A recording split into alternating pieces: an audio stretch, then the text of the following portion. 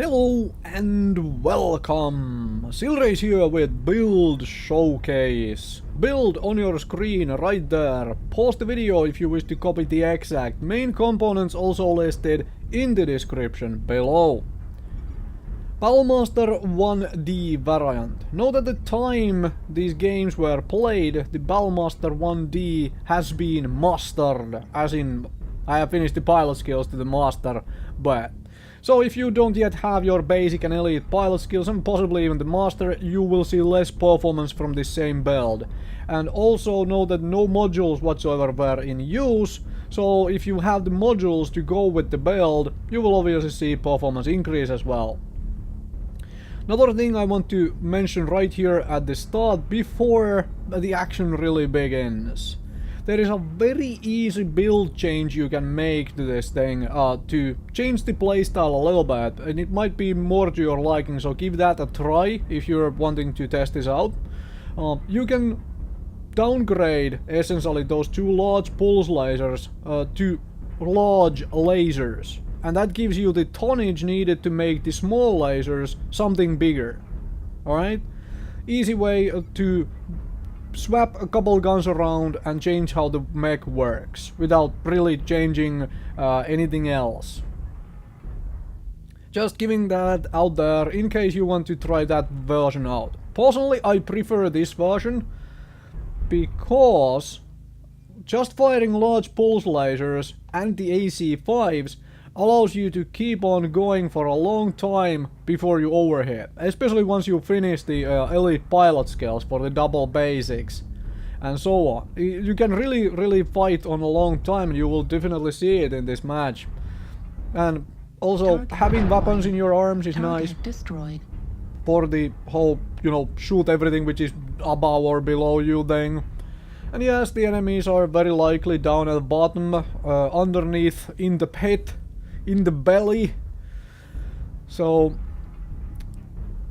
that's not really an issue though, because this is not a skirmish, this is conquest. So we just go and cap 3 bases, right? And they have to come out and fight. They'll lose anyway if they just let us cap multiple bases and don't worry about it. It's like, okay, well, whatever. Play the objective, not a skirmish in this case. That's my tip of the day. Also, those small lasers are located in the left side torso for this build of mine. If you want to put all of your big guns on the same side of the mech, go ahead and do that. You are very much welcome to. It does mean, however, that if you lose the left side torso and your large pulse lasers are there, yeah, well, if you lose it, you lose the AC5s and the large pulse lasers, and the mech is kind of crippled at that point.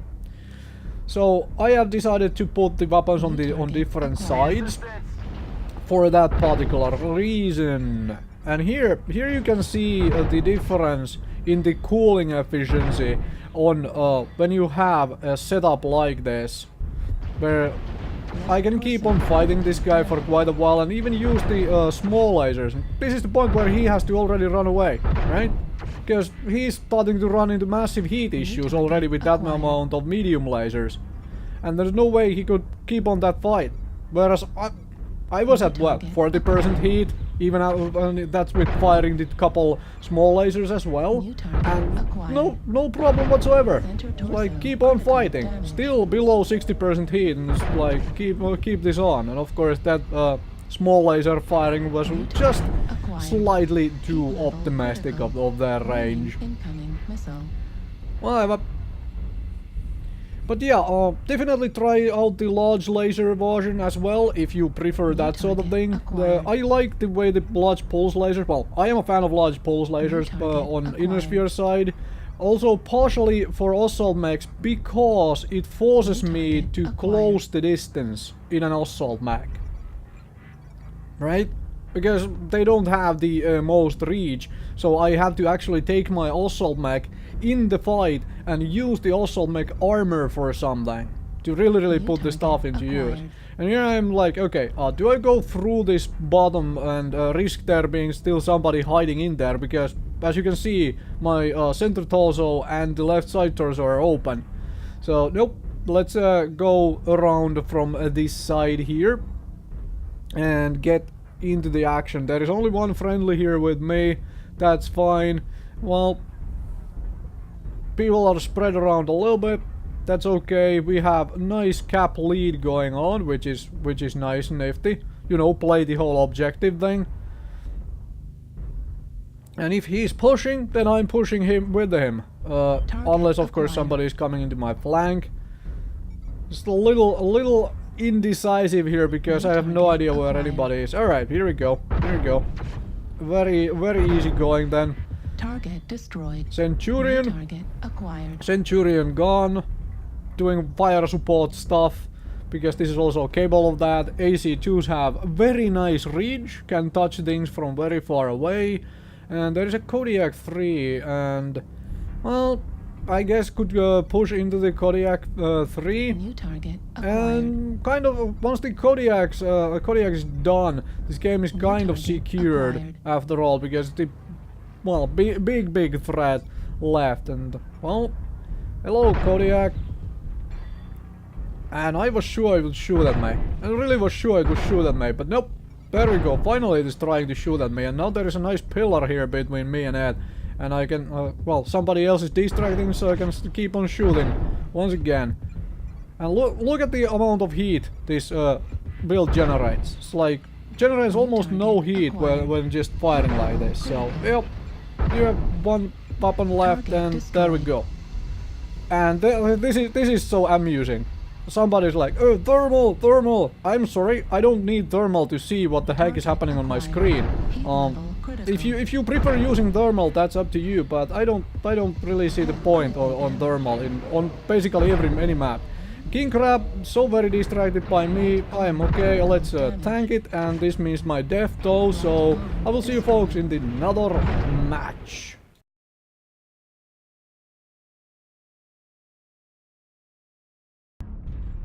From the HPG manifold to Deserts of Tourmaline. Very different map, also very different game mode here. We have skirmish instead of conquest. On conquest, all you have to do is capture points. Doesn't matter how many enemies die or how many teammates you lose. If you have more capture points than the enemy team, you're winning. Whereas here, in skirmish mode, you need to stay alive and you need to kill the enemies. Probably in that order, because if you're dead, you're not killing anybody. Something to think about. Anyway, I do post fairly high numbers consistently with this particular setup, which is kind of amusing if you think about it. Considering the weapon setup I use, essentially two AC5s and two large pulse lasers and a couple of cheerleader guns into small lasers. If you think of it, that is a setup you be using on a mech which is, what, 20 tons less in weight? This is more of a heavy mech weapon setup than an assault mech weapon setup.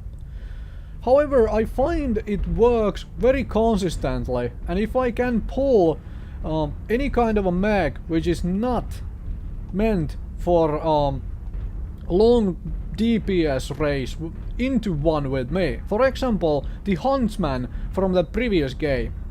The fact that I managed to get that Huntsman into that situation where they have to decide whether they are going to overheat in that fight or they have to run away, and I am nowhere near overheating yet. This is the sort of situation, this build, if you can pull your enemies into situations like that, you can absolutely win every single one-on-one.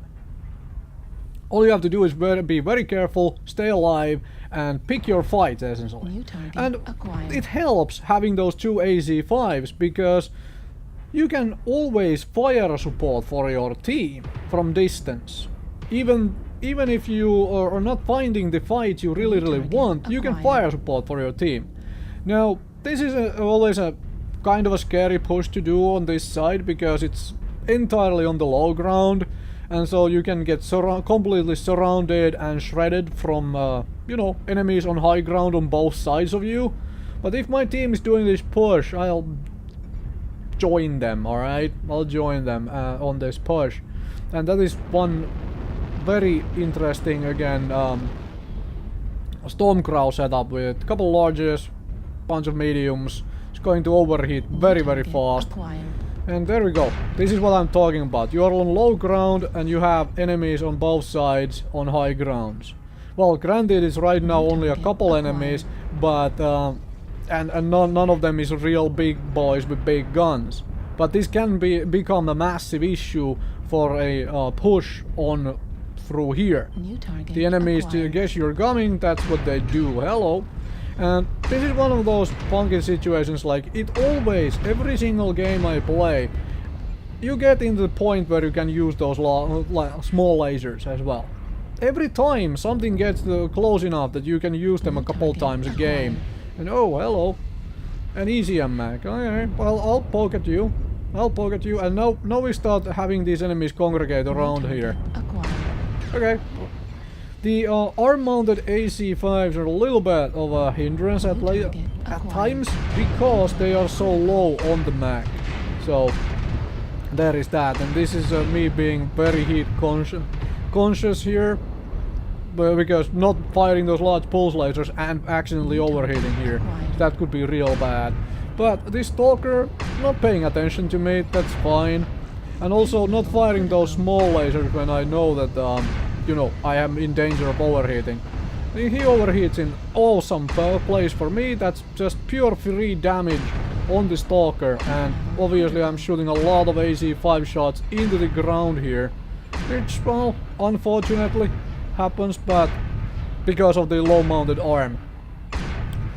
New target. There we go. Acquired. There's one dead ECM stalker. This guy goes into hiding, so I'm gonna poke through here. Hello. Would you like some shots there? Okay, now I know where most of the enemies are. They are over there. That's fine. And here we go. Lose the right side arm, which has absolutely nothing in it. That its whole purpose is to, you know, be on the right side of the mech and absorb bullets and laser beams and everything else under the sun. Alright. Now let's start working. Now this is obviously slightly annoying angle for me to fight from, because I really can only use the large pulse lasers effectively. Because of this little lip here, kind of making it so that I can't use the AC5s effectively, and also the fact that the AC5s are in the left arm and I am poking around the left corner like this. It covers up the left arm, this corner. So a little bit of an issue, but I will make do. Absolutely make do with whatever I have. Exposed to the least amount of enemies, shoot who you can, and let's poke through here as well to see if we might have a shot. Nope. But folks are pushing in, so let's go on with that. Huh? And here we go. Exposed to this one enemy and shoot at that. We do have a quite nice lead at this point, and people are then doing this very interesting move of like, oh, at this point let's all walk back onto the low ground. It's like, what? No, don't do that. Or rather, if you're doing that, make sure you have somebody up here to cover the fact that they don't just, you know, push into this edge and then all of them are above you on the high ground, because that would absolutely lose you the game. Because if you are all just down there on the low ground with no cover whatsoever, and all your enemies are on the high ground here where all they have to do is poke their head over essentially and shoot down at you. So no, yeah, that's why I didn't go down there at all. Somebody is running away, free damage, completely and utterly free damage, and team is trying to push, which is always good. This is the sort of fight where you might want to be trading, and now I'm gonna go down here because those folks pushed through the on my right, pushed up, right? They got that covered now. So I am willing to go back here to help these guys out, and also this is the better corner for me because of the AC5s being on the left arm. This is the better corner. I can put these AC5s much better to use around this corner. And now nobody is there. Did you see that? Like everybody came down here. This can be real bad, real horrible situation to be in if somebody pushes onto the on the edge there on our right. If there was a free mech to just push there and start shooting down at us. Completely vulnerable. So yeah, definitely go here. Up through here, because oh my gosh, I don't want to be down there when somebody comes here to fight us. Not at all. We do still have the kill lead, so there is that. And hello, would you like some more shots into you? And most of the enemies are, well, kind of trashed. So at this point, this is pretty much New target should be a secured game, even though we are damaged as well, but so are the enemies. So. And those torso-mounted large pulse lasers doing work very nicely because they are high on the mech. You can look over things and shoot at the other stuff, or rather, shoot at stuff on the other side. Very, very good, very workable. And here we go. Here's the flank coming. Do not push around the corner too hard. Wait for him to do it. Of course, if he's already being shot at by friendlies, then absolutely, because that means he's distracted by somebody. And hello, your aim wasn't all that awesome. All you needed to do was hit my center torso and I would be gone. And there comes the other push. That's fine, just keep on coming. I'm right here. And here I eat an overheat.